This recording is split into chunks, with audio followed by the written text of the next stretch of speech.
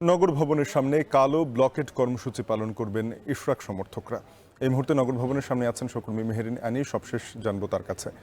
Annie, এখন নগর ভবনের সামনে কি অবস্থা? আগামীকাল বিক্ষোভকারীরা কি কর্মসূচি দিলেন, বিস্তারিত জানাবেন। শাফিন, টানা 5 দিন ধরে আপনি জানেন যে নগর ভবনের সামনে বিএনপি নেতা ইশরাক হোসেনকে শপথ পাঠের মাধ্যমে তার দায়িত্ব মেয়র পদে বুঝিয়ে দেওয়ার জন্য দাবিতে কিন্তু এখানে তার কর্মী সমর্থকরা আন্দোলন করে আসছে এবং আজকেও কিন্তু তারা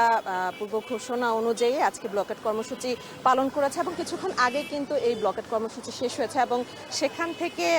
এই ইশরাকের যারা কর্মী সমর্থকরা আছেন তারা আগামীকালের একটি কর্মসূচি ঘোষণা করেছে এবং সেই কর্মসূচি ঘোষণার মধ্য দিয়ে তারা বলেছে যে এই আজকে আপনি জানেন যে উপদেষ্টা আসিফ মাহমুদ বলেছেন যে এই যে ইশরাক ইস্যুতে যে তিনি কথা বলেছেন এবং তিনি বলেছেন যে আইনের যে সুরাহা না হওয়া পর্যন্ত কিন্তু আসলে আইনি জটিলতা নিরসন না হলে এই সিটি কর্পোরেশনের ব্যাপারে কোনো সিদ্ধান্ত নেওয়া যাচ্ছে না এবং এই বিবৃতিকে তারা আসলে এখানে বলেছেন যে এটি জাতির সাথে প্রতারণা করা হচ্ছে এবং খুব দ্রুতই এই যে মেয়র ইশরাকের যে শপথ পড়ানোর যে কার্যক্রম এটি পড়িয়ে এবং তাকে তার দায়িত্ব বুঝিয়ে দিয়ে তার ন্যায্য অধিকার ফিরিয়ে দেওয়ার কিন্তু আহ্বান জানানো হয়েছে এই আজকের ব্লকেট কর্মসূচি পালনের যে কর্মসূচি ছিল সেখান থেকে এবং তারা আগামীকালের জন্য কিন্তু বিকেল 5টা পর্যন্ত একটি অবস্থান কর্মসূচি ঘোষণা করেছে, যেখানে এই টানা 5 দিনের মতো আগামীকালও এখানে